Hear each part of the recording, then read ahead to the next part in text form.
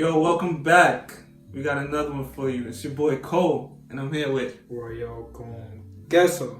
AK. That's it. I'm letting rock with that one. And Mr. Biggs, Cordell Watts, Grammy nominated. we are the Devil's Advocate. Nah, I'm not gonna name my gender on this one. I'm not going with Mr. Anderson. Yo, today we got a topic, man. I don't know, like, it could be a serious topic. It could be a serious topic, but or Or it could go. Watts could wild out. It's canceled. Me? I think it's gonna be both. Yo, today we talking about transgender women in sports. Mm-hmm. And we got a couple articles, not articles, but posts.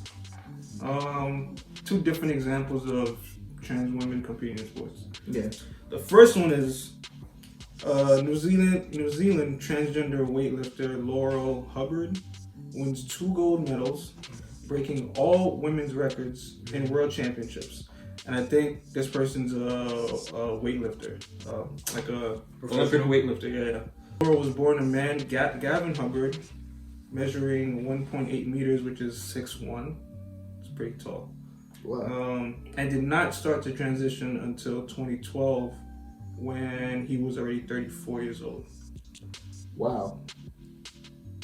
See, hey, that's admirable. What about it, admirable? Objectively speaking. It's it's brave to take that. Never being too late to be who you are, Right. or to try to change yourself. It's definitely brave to take that step, no matter the age. You know, it takes a lot of courage. In retrospect, to make those type of moves. And I commend it. That don't make it right to be in women's sports, though. Respectfully, that's just how I feel. Wait, you want to get into that now, or you gonna do the other article? No, I'll read. Let's get Let's get the other one, All because I got some stuff to say. This one's kind of short too, so this one starts off. By the way, this is not my words. I just gotta preface that. You like, this isn't my post. Like, These are not my words. All right. She's named Gabrielle Ludwig, biologically a man, born Robert John Ludwig, ex-Navy soldier, declared himself a woman in his 40s. And at 50 years old, measuring 6'8", weighing 220, covered in naval tattoos, Gabrielle Ludwig caused a huge feeling when she made her college debut at Santa Clara, California Community College, playing for the Women's League in basketball. Before I get into that, and here's like a picture too. 50? That's when they went to college to join the team. Yeah. At 50? At 50 years old. Unstoppable in the paint. At 50? 6'8", 220. I would have thought it would have been like a larger than the average male. Yeah, I would have thought it would have been like, before I even get to that, I would have thought it would have been like a cap in like That's 8 for like a college. Well, I feel like. Why y'all? Because you're trying to say it low. Like, niggas not gonna hear you. Like, we not sitting right next to you. It's recorded. There's mics on it. Let me break this up into the first one, right? Right. So first, the Olympic gold medal. I guess Olympics or professional weightlifter, bodybuilder. Yeah. It's a difference between like somebody just becoming like transcendent and like breaking all the records. Just like, oh no, this person is different versus just like, and especially I would think starting to do the transition, because that also takes refers to like, the hormones and stuff. Taking it that late, I don't know how much of an effect it would have. Yeah, on you. I was thinking the same thing. So some people already have more. What's the estrogen? Mm-hmm. Yeah. Some may have like a lot of estrogen and stuff like that, but still, like, you still have the testosterone, you still have the muscles. You're born this way, you're built this way. Your body isn't just gonna completely switch. Right. Especially at like a later age. Yeah, like what, 34 or something like that. You're way past puberty. Yeah, so your body development. So. And that's what it's cool. But then it's a certain thing like that grown man strength. Like once you hit a prime at like once you get like 28 and up. Mm-hmm. So then by then it's like your natural strength in itself is already more than the average woman natural strength. Right. So then once you get into like, you actually like, you weightlifting, you doing this, and you doing this professionally, you join in, I don't know, I'm gonna say not league, but it's a very unfair advantage. About the transgender MMA fighter. Yeah, I heard. Yes. And it was, I think, said that he broke like a Broke few people's Shorty's jaw. I think it was Fallon something. I forgot her name, but it's Fallon something or something Fallon. Yeah, we were saying like they had like cracked or like fractured like a couple people's skulls already in a fight. Yo, I'm gonna keep it a stack. Mm-hmm. Y'all ready for this? I don't know. Yeah, I'm here for it. I'm gonna try to put this as respectful as possible. There's no way anybody that was born a man should be playing in a sports league full of women. A lot of times these women is not even fully developed yet. So you sitting here telling me a high school student that was born a guy is gonna be playing high school basketball with girls. That you telling me that makes sense to you in any type of way? Now, I feel like, yo, live and let live. If that's how you want to be, if you want to make a transition and you want to become, be born a man and become a woman because you felt like you was a woman the whole time, okay, that's cool. But there's a gray area when it comes to sports.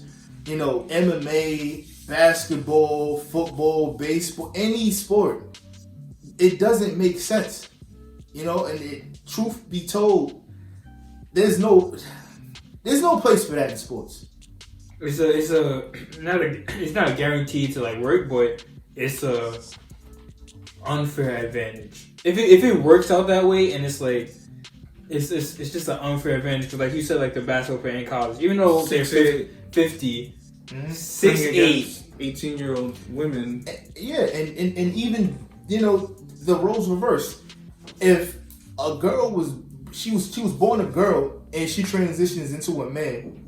But you don't see that in sports. You don't see that. You don't see trans men, transitioning into like men's sports because there's a clear disadvantage there in terms biologically in terms of the amount of testosterone men produce and like our raw strength compared to women's raw strength. It's like it's on two different levels. Yeah. I feel like a lot of people are like trying to like sugarcoat it and make it seem like men and women are like it's not the same biologically like equal in terms of like strength. That's not the case at all. And we're not talking about just like the average person. Like I'm not saying like these are like people like for example the one athletes like weightlifter. This is someone who's like doing world championships. So these are people at the top of the pinnacle of like these sports. If my daughter plays basketball and I see a transgender putting her in the post and dogging her, I'm gonna be mad. I'm not gonna lie because it's like there's a clear disadvantage right there. And I'm not saying just because you were born a man you have an automatic disadvantage in sports because. You could be transgender and you want to try something out. It doesn't mean that you're gonna be as skilled as the other woman. You could be a 5'5" transgender. You could be 6 feet and still trash. Right. But if it's like okay, if you have the skill with the natural physical strength, that's gonna be the advantage is. So let me ask you all this. Let's try to like put this on its head now. Okay. So you're saying that there's no place for like trans women to compete in women's sports. So I'm gonna say it's not a place. Where do they compete? Because we all used to be athletes. Mm-hmm. We understand that like competitive drive to like go play a sport. Like we all played football, and like I understand that like just because you're trans doesn't mean like you don't want to compete and play sports. But obviously you want to play a sport where you're competing against people who you think are your peers. So trans women obviously are gonna think women are their peers. So I don't like where's the line and like do we need like a trans league? Do we need if it's like if it's like really organized, like say it's the NBA. I'm not trying to. I wouldn't want to like say it's a trans league because then that's like it's like separate games. Yeah, it's divine. You're really pointing out like okay, you don't fit anywhere. So I don't want to make it like that, but and I don't want to say there's no. But having trans women compete with men might put the trans women at a disadvantage because they're most likely taking estrogen and like trying to like lower their testosterone levels. In a way, I want to look at might it. disadvantage them. In a way, this is like far from. I'm just trying to make an analogy. Like in China, they have a thing where I think it's like for Chinese basketball. Mm-hmm. You're allowed maybe like 2 or 3 Americans like per team. Mm-hmm. So, cause it's like the scale and stuff is a little bit different. The height and size. So you're allowed a certain amount. So I'm like, I would think maybe if not to say, but if it could come to a point to where maybe it's like there's I don't know how to like integrate it. Cause it's I'm not saying that okay, you can't do this because it's not a space for you to compete. If you feel like you're a woman and you're not competing against a woman, but I guess it's also kind of like, in a way, like with certain kids, like growing up, like the kids, like in like Pop Warner stuff, the ones that like real good, Mm-hmm. they limit them and they're like, oh, you can't play this amount of times, or if you score too much, you can't, like, you gotta like limit it. Yeah. So I think maybe like limit like the time, or I don't, it's making it seem like, because then it's like, oh, we're saying like women can't compete, but it's the same thing. I look at it as like, you could feel like you're in a certain but the statistics bracket. are showing that women generally can't compete against most trans women. Yes, especially if they're like athletes. Especially in like combat sports, weightlifting is a huge thing. I ain't gonna lie. I don't want to see too crazy. I don't want to see that in any MMA sports, like any combat sports, because that's just a different animal right there. And it's honestly, there's no solution to this right now, and this is like the it being normal and within society is still fairly new and fairly early. So I wouldn't expect it to be a solution just yet. But me personally, I feel like there's just lines that you can't really cross. Because if people want to make the comparison, if like it's a difference between, I would say, a woman that has maybe a little more testosterone, maybe like a woman that's above average in strength, versus maybe a man who's an athlete who's taking more estrogen to like balance things out. I would say generally a difference. Right? Yeah. So I don't want to make it seem like it's a comparison, because like some people might be like, oh yeah, like a woman. Okay, so what if she has like more testosterone than most women? Then what's the difference? It's still less testosterone than most men. Your body is still built differently, right? Overall, exactly.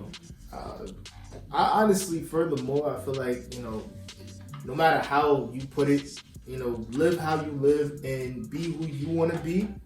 Nobody is like, there's gonna be haters, but there's nothing that should stop you from being who you want to be and feeling like, be who you are. Mm-hmm. But when it comes to sports and, competitiveness and whatnot, there's just certain things that should be left alone in my book. I'm not really trying to hurt anybody's feelings, make anybody feel away, but if you do, yeah, it's a tricky situation. I don't know what to tell you at this point. Like you said earlier, it's still like it's a new situation. Mm-hmm. There's not really too many rules set in place. There's not any like regulations set in place to like try to regulate like trans people in sports. Mm-hmm. I don't know. Because I don't know. It's a gray area for sure. Because I don't know if, let's say, future, I have a born son, and then maybe they want to be trans, and then they want to do sports. Sure. It's like, and you would want to support. I would want to support because that's your child. Yeah, it's just like, well, it will still be like, by then maybe things will be different, because that's like, things is constantly changing at a rapid pace right now. So maybe things will be different then. So maybe it'll be easier.